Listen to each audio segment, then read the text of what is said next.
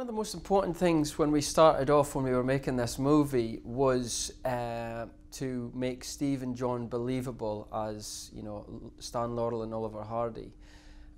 Because when that first look photo comes out, people judge your film. If you're recreating, you know, the story of these icons, these very famous people, worldwide famous people, you have to. It's not the most important thing about the film, of course, but it is very important at the beginning to get some interest in it, yeah, and to get a good buzz out there about the film. So we took a long time researching who was going to be our makeup and prosthetics designer, and we really tried to get the best. And we went to Mark Coulier, who is a double Academy Award, and I'm sure he's won a few BAFTAs as well.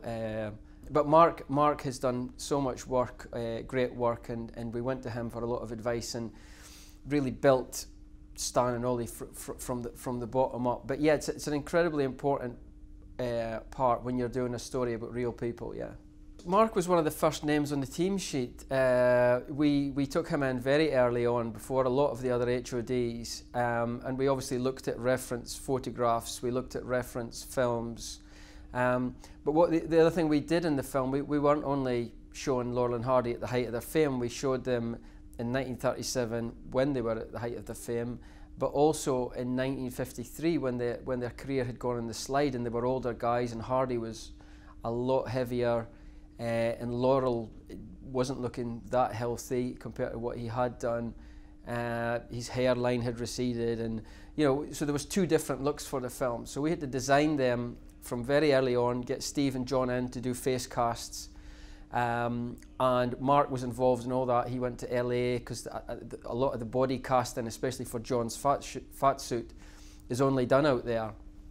So he was back and forth across the Atlantic doing that, and it was a big part of our budget actually, particularly designing Jon's fat suit. And we had two different fat suits for him, one 1937, and we went back and forth with Jon because he wasn't happy with the shape of the fat suit at the beginning. So we had about 5 or 6 different trials, and we were in Mark's warehouse building all these different looks for a long period of time. Yeah, so that was one of the biggest things, biggest challenges in pre-production was building the look of those two characters with Mark. Yeah.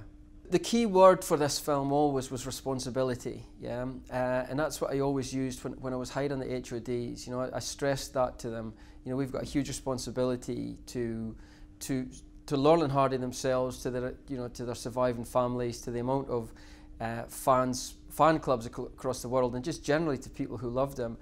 I'd been a fan of Laurel and Hardy since I was 8 years old. I used to dress up as Stan Laurel as a kid at the school fancy dress party. And so I've loved them for a long time. So there is a huge responsibility, but I only take on movies that I do feel a big responsibility for. It's nerve-wracking and it's frightening, but it's the thing that gets you out of bed in the morning with a purpose and an adrenaline shot, because you don't want to drop the ball. You don't want to disappoint people. And I think everybody raises their game. If you show a level of responsibility, and the actors do, and the HODs do, then everybody from the day players and whoever's coming in, they feel less responsibility on set. But particularly with Laurel and Hardy, it was a very personal thing for me, and a personal responsibility that I didn't want to, especially Stan's great-granddaughter, Cassidy Cook, I didn't want to let her down, and I don't think we did. Yeah, working with Steve and Jon was very different. They do have different ways of approaching things. Steve started his career as a mimic. Yeah, he started in a thing called Spit and Image, doing voices. So he really started with the voice and went from there, and started from the outside in. And Jon took a different approach, because Jon's opinion after reading material about Oliver Hardy was that Ollie was a romantic, yeah, and Jon's very much a romantic himself. So he used a lot of his own personality to find the mannerisms and to fill in the missing gaps that weren't there. So yeah, I did work with them slightly differently. I mean, every actor's very different to work with, and Stan and Ollie themselves were very different people. So you do have, you know, different ways of motivating them. Stan was a workaholic, you know. Things that drove him were very different to what drove Ollie. So you just have to find what works with your actor, and a lot of that comes in rehearsals. The best thing I think you can do, the best advice I can give is get to know your actor personally. Don't just talk about the character on the page. Talk about them and who they are and where they grew up and what interests them. And then you see how that fits the character. And I was very fortunate that, as I said before, Jon's personality, you know, fitted Ollie more, and Steve's, you know, fitted Stan well. Steve's a bit of a workaholic himself. You know, he writes, he produces, he acts, and that's what Stan did. And Ollie was a guy who just wanted to do the work, leave the set and go and play golf. And Jon, to a point, is more like that as well. So I took a lot of what their real personality was and just sort of enhanced it. And you know, with great actors, they don't need a lot of directing. It's almost like it's like a sculpture. You're just coming in at the end and you're just finishing the final touches. But a great actor will listen to a director as well. So that's the difference.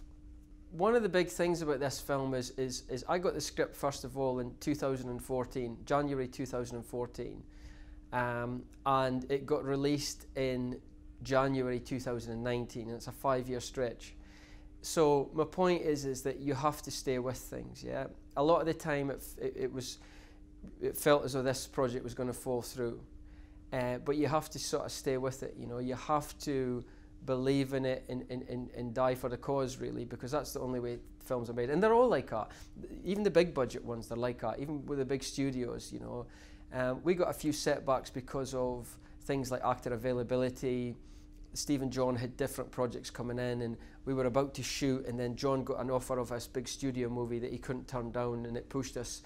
We were about to go into production, yeah, and I got this call saying, oh, you know, Jon's unfortunately had to take this other role, and I understood exactly why he took it, because it was to work with Will Ferrell again, and he hadn't worked with him for a while, and I said to him, Jon, I would have done the same thing, but you have to then think, wow, I'm not going to be working for another 3 months. What do I do with myself? You know, how do I fill in that time? And we just put in more time to location scouting, and it sort of worked out. You have to use it you have to use your adversity as a somehow try and find a positive out of it, you know, and that's what we did.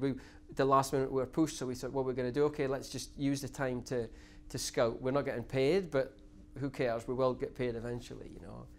So that was really the biggest challenge, is when we thought we were going to shoot, in the last minute the plug was sort of pulled on us. Yeah, my last 2 films have been wildly different. Yeah, Filth was, you know, R-rated adaptation of a novel, which I adapted personally.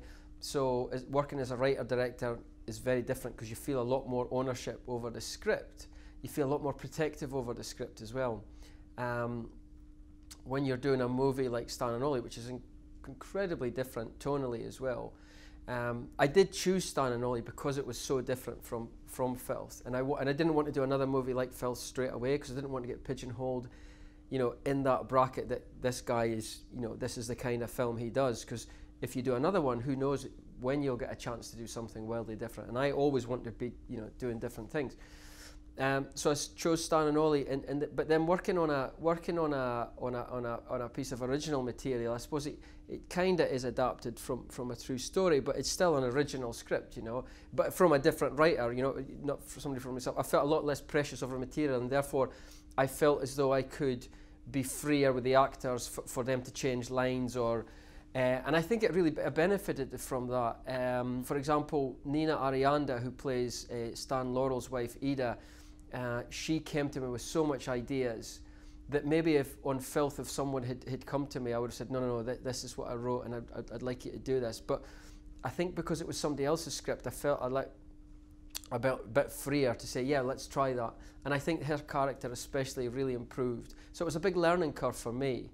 So even if I do adapt another novel, or if I write my own script again, I'm going to try and be as free with it than I was with with Stan and Ollie, you know.